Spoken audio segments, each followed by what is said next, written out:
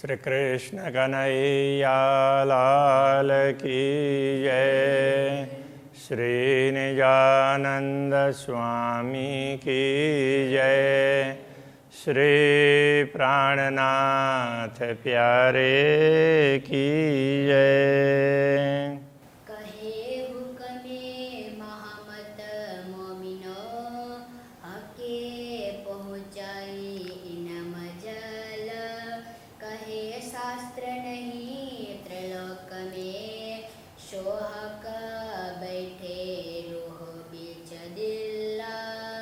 सोहक बैठे रूहों बीच दिल। श्री कृष्ण कन्हैया लाल की। ये प्रकरण आत्म फरामुश से जागे का प्रकरण इस हेडिंग के साथ में है। फरामुश कहते हैं जिस चीज़ को भूला हुआ हो ना, जैसे कोई चीज़ हमें याद थी तो वो बिल्कुल भूल गए और निकल गई स्मृति में से। तो अब किसी तरीके से वो दिमाग चलता रहेगा तो भी वो याद आ जाएगा, कोई याद करवाएगा तो भी याद आ जाएगा। तो ऐसा होता है, वो विस्मृति, उसको फरामुश कहते हैं। तालव्य शकार होता है। तो ब्रह्मात्माओं के लिए समझा रहे हैं कि ब्रह्मात्माओं की भी यही स्थिति बनी है। पूर्ण ब्रह्म परमात्मा के चरणों में बैठी हुई है, किंतु उनको सब कुछ याद नहीं है। तो दृष्टि दुनिया में पड़ी तो जहाँ बैठे हैं सामने अक्षरातीत बैठे हैं, कुछ भी याद नहीं है। तो दुनिया में दृष्टि पड़ी, एक प्रकार से वो स्वप्न जैसा दिखाई दिया, तो वो सपना कोई सच्चा मान करके बैठी हुई है। तो ऐसे में से कैसे जागृत होना है, तो वो बात यहाँ पर समझा रहे हैं, उसको जागृत करना है। तो ऐसा आवत दिल हुक्म यूँ इसके आत्मा खड़ी होए। तो पूर्ण ब्रह्म परमात्मा के आदेश से दिल में ऐसा भाव उत्पन्न होता है कि यदि प्रेम प्रकट होगा तो आत्मा खड़ी हो जाएगी। तो सचमुच खड़ी होगी। जब हक सूरत दिल में चुभे तब रूह जागी देखो सोए। तो जब पूर्ण ब्रह्म परमात्मा का स्वरूप हृदय में अंकित हो जाएगा तो फिर आत्मा जागृत हो जाएगी। तो ये बहुत आवश्यक है, पूर्ण ब्रह्म परमात्मा के स्वरूप को हृदय में अंकित करना। इसलिए स्वरूप को जानना, पहले जान लें, सुन लें, और उसके बाद में तो कल्पना करके भी हृदय में अंकित करने का प्रयत्न करेंगे तो आत्मा जागृत हो सकती है। हक सूरत वस्त्र भूषण बीच बकार सके, तिन को निर्णय न जुआ क्यों कर कहवे। ध्यान इसलिए कहा गया कि ध्यान के माध्यम से कि यदि हम पूर्ण ब्रह्म परमात्मा के स्वरूप को हृदय में अंकित कर पाएंगे तो आत्मा जागृत होने में बहुत सरल रहेगा। इसलिए ध्यान हमें ऐसा करना चाहिए। तो सतगुरु श्री देवचंद्र जी महाराज भी सदैव करते थे, श्री प्राणनाथ जी भी करते थे, परवर्ती अनेक महापुरुष भी करते थे। तो अभी इस समय धीरे धीरे इसके तरफ विचार कम हुआ, तो वो दिमाग चलने लगा। तो दिमाग चलने से नहीं होता है, तो दिल तक दिमाग भी चलाना पड़ता है कई बार। तो दुनिया के काम के लिए दिमाग चलाना पड़ता है, किंतु पूर्ण ब्रह्म परमात्मा के लिए दिल को महत्व देना पड़ता है। तो जब हम दिल को महत्व देने लगेंगे तब फिर हमारा ध्यान भी लगने लगेगा, हमें ध्यान के प्रति हमारा भाव भी जागृत होगा। तो दुनिया के काम भी सब ठीक चलते रहेंगे। दिमाग भी लगाते रहें, लेकिन उससे ज़्यादा महत्व दिल को दें। तो ये बात तब जाकर के ये सब समझ में आ जाएंगे। हक सूरत वस्त्र भूषण, पूर्ण ब्रह्म परमात्मा का स्वरूप वस्त्र आभूषण, बीच बकार सके, परमधाम में जैसा उनका स्वरूप और जैसे आभूषण, जैसी दिव्यता है, तीनों को निर्णय इन जुआ क्यों कर कहवे, उसको इस जिह्वा के द्वारा वर्णन करके निश्चित रूप से तो नहीं बताया जा सकता है।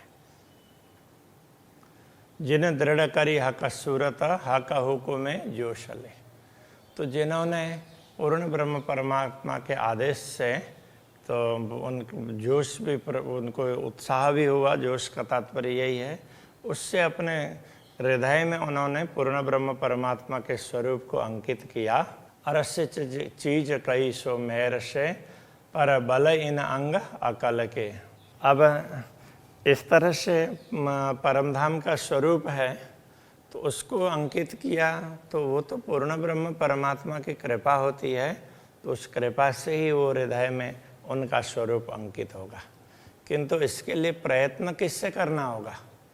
तो प्रयत्न तो इसी शरीर के माध्यम से करना पड़ेगा ना। इस शरीर को लगाना पड़ेगा, मन को लगाना पड़ेगा, बुद्धि को लगाना पड़ेगा। इसी शरीर के अंगों का उपयोग करके हमें पूर्ण ब्रह्म परमात्मा की कृपा का अनुभव करना होगा और उसके बाद में उसी कृपा के कारण उनके स्वरूप को हृदय में अंकित कर पाएंगे, ये कहना चाह रहे हैं।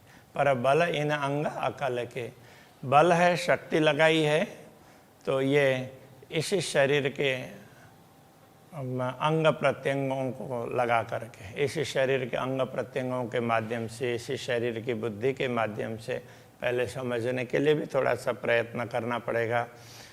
तो साधन तो ये शरीर ही है, किंतु हमारी श्रद्धा होगी, पूर्ण ब्रह्म परमात्मा की कृपा का अनुभव करने लग जाएंगे तो फिर वो स्वरूप उनका हमारे हृदय में अंकित हो जाएगा।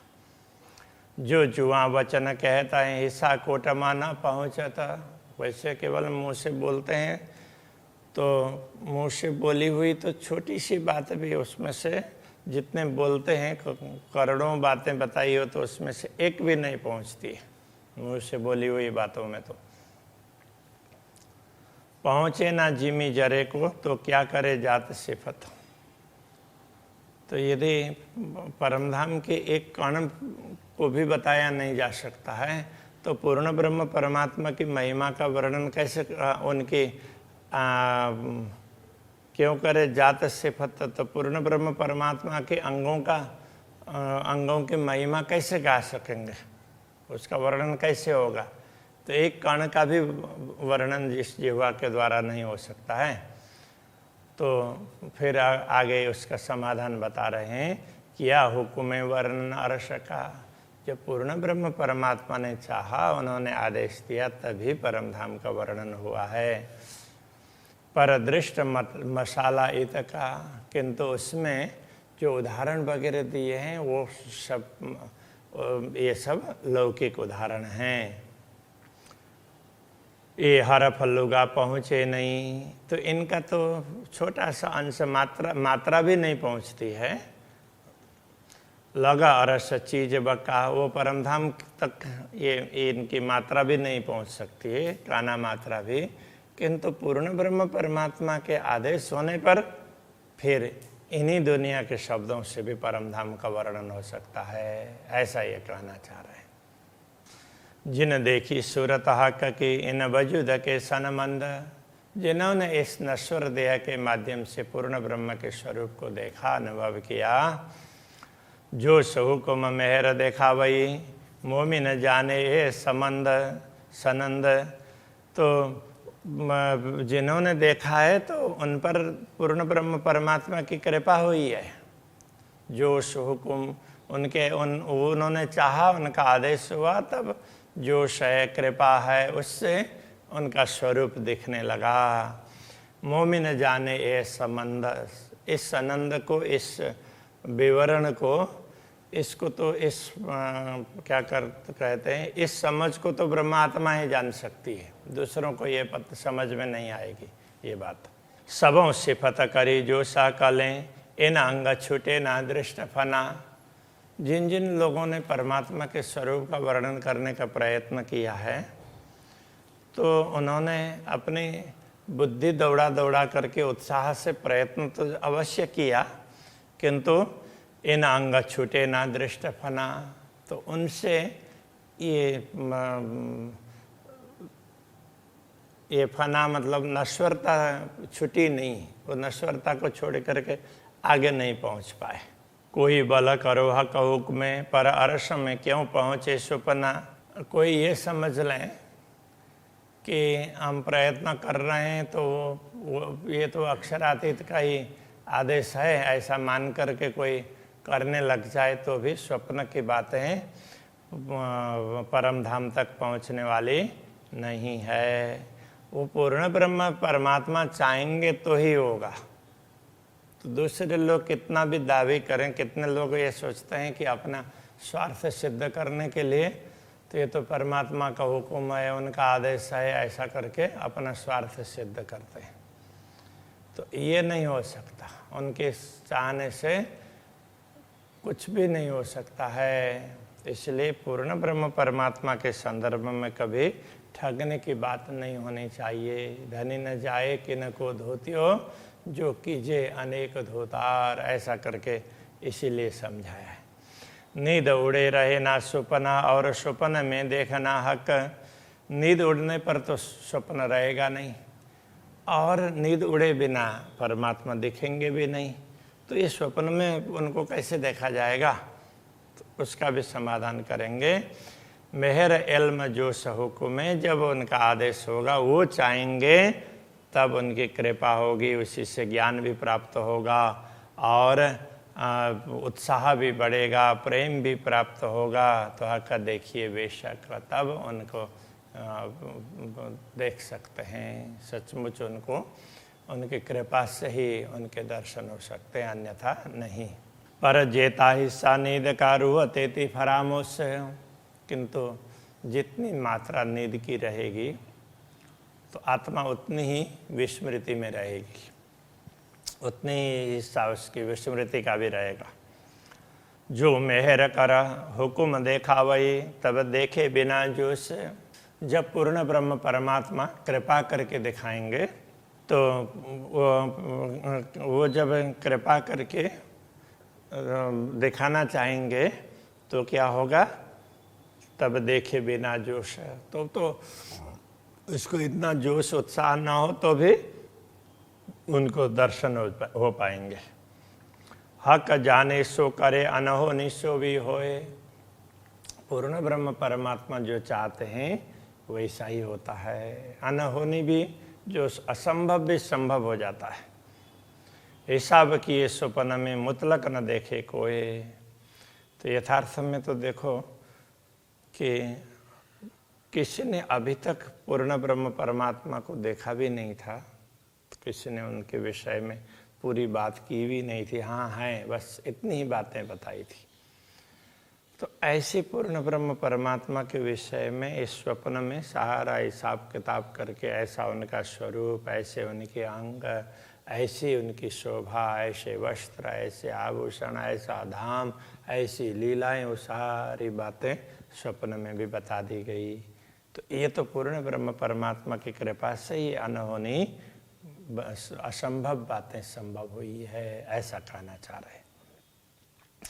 ए बात जो कार्य कारण हक जानत त्यों करत। ये तो कार्य और कारण कहने का तात्पर्य, ऐसा कार्य कारण बनाया कि अक्षर ब्रह्म ने इच्छा की, फिर ब्रह्मात्माओं ने भी इच्छा की, तो उस प्रकार से ये इसको कार्य कारण बोलते हैं। ऐसा कारण बना और फिर कार्य हुआ। ये कार्य हुआ तो उसका कारण क्या है, तो ये कार्य और कारण। तो किसी भी कार्य के लिए कारण तो होता है, तो ये कार्य कारण अवश्य बना, फिर भी पूर्ण ब्रह्म ने चाहा तब ये बना है। हक जानत त्यों करत। वो जो चाहते हैं वही करते हैं। जब चाहा तो अक्षर ब्रह्म को इच्छा हुई, तब ब्रह्मात्माओं ने भी अक्षर ब्रह्म को देखा, अन्यथा तो नहीं देखते। असल रूह तन मिलावा निस्वत है वाहिदत। ब्रह्मात्माओं का अपना मूल शरीर तो पूर्ण ब्रह्म परमात्मा के समक्ष ही है, और पूर्ण ब्रह्म के साथ में उनका संबंध हो तो अद्वैत संबंध है, कभी इधर उधर मिटने वाला है ही नहीं। इसलिए उनको तो ख्याल होगा ही ना, और पूर्ण ब्रह्म उनको तो कराएंगे ही ना। तो उनके लिए असंभव बात भी संभव कर दिया है, ये कहना चाह रहे हैं। ये हक बातन की बारी किया सो हक के दिलावत, ये जो पूर्ण ब्रह्म परमात्मा के हृदय की सूक्ष्म बातें हैं उनके हृदय में प्रकट होती है। ना सीखे सिखाए ना सोबते हक मेहर पावत, सीखने से सिखाने से अथवा किसी संगत करने से ये बातें प्राप्त होने वाली नहीं है। दुनिया की चीज़ें बहुत प्राप्त होगी, अच्छी चीज़ें प्राप्त होगी सीखने सिखाने से अथवा संगत करने से, किंतु ये पूर्ण ब्रह्म परमात्मा की बातें हैं तो उनकी कृपा से ही हो सकती है। हक मेहरे पावत हो तो उनकी कृपा से प्राप्त होगी। अपने रूहों वास्ते कई कोट काम किए, तो पूर्ण ब्रह्म परमात्मा ने तो अपने आत्माओं के लिए ऐसे अनेक काम किए हैं, करोड़ों काम किए हैं। ये जाने अरवारस की, ये तो सब बातें पूर्ण ब्रह्म परमात्मा की अंगनाएं परमात्मा ही जान सकती है। जिन नाम निशान लिए उनको ही ये नाम निशान वही समझ पाती है, दूसरों को समझ में ही नहीं आएगा। शास्त्र वही है, तो ब्रह्मात्मा होंगी तो उसमें से पूर्ण ब्रह्म की बातें उनको दिखाई देगी, दूसरों को नहीं दिखाई देगी। ये जो अर्श बारी किया अर्श शहुरे रूह जानत, परमधाम की सूक्ष्म बातें हैं, गूढ़ बातें हैं, तो ब्रह्मात्माएं विवेक से प्राप्त करती, वो भी परमधाम का ज्ञान विवेक उनको प्राप्त हुआ है, उसी से वो समझती है। जिन पट खोलिया सो न जान ही बिना हक सिफत, जब पूर्ण ब्रह्म परमात्मा जब तक नहीं चाहते हैं तब तक जिनकी दृष्टि खुल भी गई हो तो भी उनको ये दिखने वाला नहीं है। ये सब परमात्मा चाहते हैं तभी होगा, बाकी आत्मा जागृत होगी तो उसको कैसे रहना चाहिए, कैसे राज्य का स्मरण करना चाहिए, वो सब पता चलेगा। आत्मा जागृत होगी तो दुनिया में का रान संसाब होगा, किंतु पूर्ण ब्रह्म परमात्मा के दर्शन है वो तो वो चाहेंगे तभी हो सकता है। इसलिए आत्मा हर कोई जागृत हो सकती है, ब्रह्मात्मा कोई भी जागृत हो सकती है, किंतु दर्शन कोई कोई ही कर पाती है। ये बात समझना बहुत आवश्यक है। जिन जो देखा जागते सो देखे माए सुपन्न, क्योंकि जिन आत्माओं ने तो परमधाम में हमेशा जो कुछ देखा है तो वो स्वप्न में भी तो देख पाएगी। तो ये स्वप्न देख रही है तो वही स्वप्न में भी तो उस स्वरूप को देख सकेगी। कानो सुनिया सो भी देखता या के साथ तो हक ई जन, तो जिन्होंने ये दुनिया में माया मोह में बोलने के बाद में कान से सुन भी लिया कि अरे तुम तो परमधाम के हो, तो उसको ये कान से सुनने पर भी तो जागृति आ सकती है उसमें। या के साथ तो हक ई जन, क्योंकि ब्रह्मात्मा के साथ में पूर्ण ब्रह्म परमात्मा का आदेश रहता है, इसलिए ब्रह्मात्मा समझ सकती है। बाकी दूसरे जीव हैं वो जागृत होकर के माया मोह से अलिप्त होकर के रह सकते हैं दुनिया में, और जब शरीर छोड़ेंगे तो फिर वो अखंड में पहुंचेंगे। किंतु पूर्ण ब्रह्म परमात्मा के स्वरूप के दर्शन है वो तो ब्रह्मात्माओं को आसानी से होंगे, और उनको जब पूर्ण ब्रह्म चाहेंगे कि चलो इनको भी दर्शन करवा दें तो वो दर्शन करवा सकते हैं। रखे वजूद को हुक्म जेते दिन रख्या चाहे, तो ब्रह्मात्माओं के शरीर को जब तक पूर्ण ब्रह्म चाहते हैं तब तक उनका आदेश दुनिया में टिका कर रखेगा। रोह खेल दिखावने कई विध जुगत बनाए, तो ब्रह्मात्माओं को खेल दिखाने के लिए ही अक्षराते धामधनी ने ऐसी अनेक प्रकार की युक्तियां बनाई है, तो उनको अलग प्रकार का शरीर दिया, और वो भी विशेष प्रकार की आत्माओं ने धारण किया हुआ शरीर दिया, जिन्होंने तपस्या की है हजारों वर्षों तक शरीर, और उन्होंने अंतःकरण को पवित्र किया है, तो इस प्रकार के शरीर को दिया है। तो ये सब पूर्ण ब्रह्म परमात्मा की कृपा है। आत्म तो फरामोश में भई आड़ी नींद हुक्म, तो ये आत्मा तो विस्मृति में है, ब्रह्म में है, और तो उसके लिए नींद अज्ञान, ये व्यवधान अज्ञान रूपी नींद है, ये व्यवधान रूप बनी हुई है। वो भी क्यों?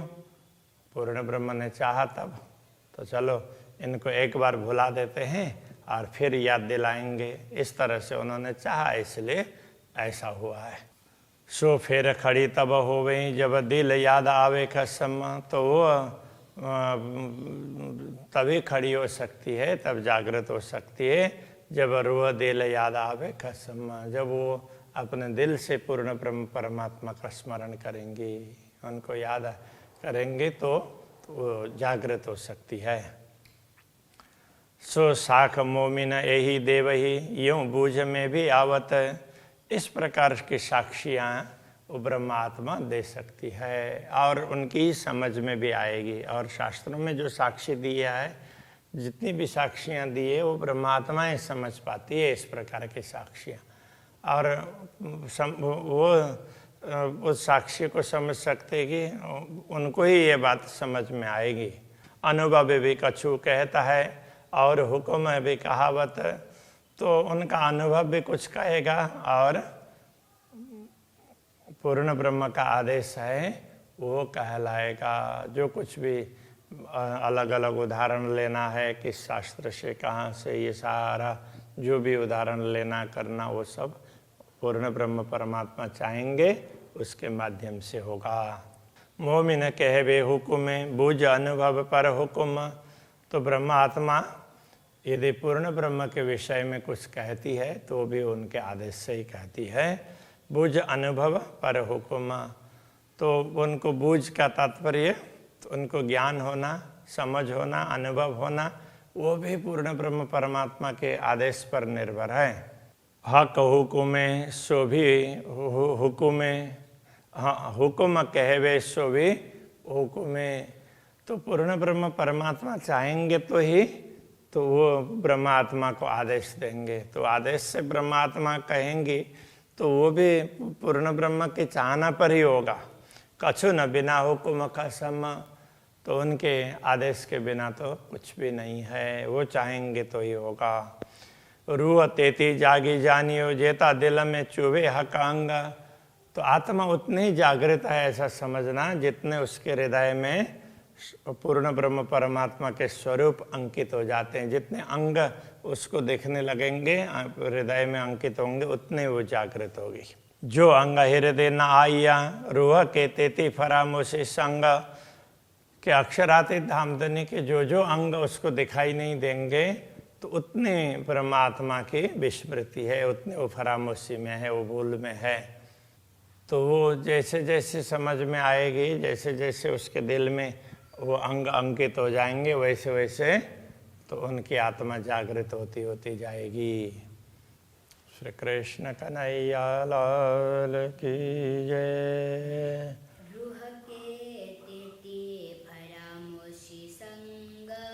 रूह के तेती परामोशी संग,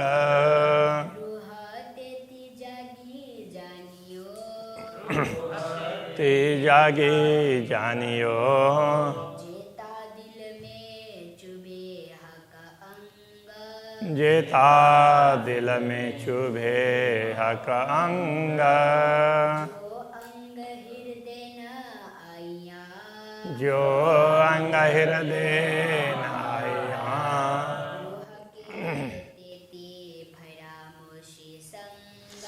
रूह के तेती परामोशी संग,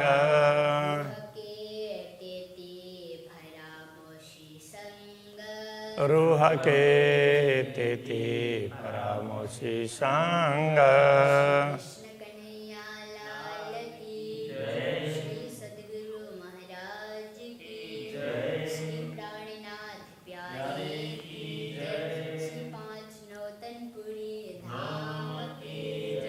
जगत गुरु आचार्य श्री 108 कृष्ण मणि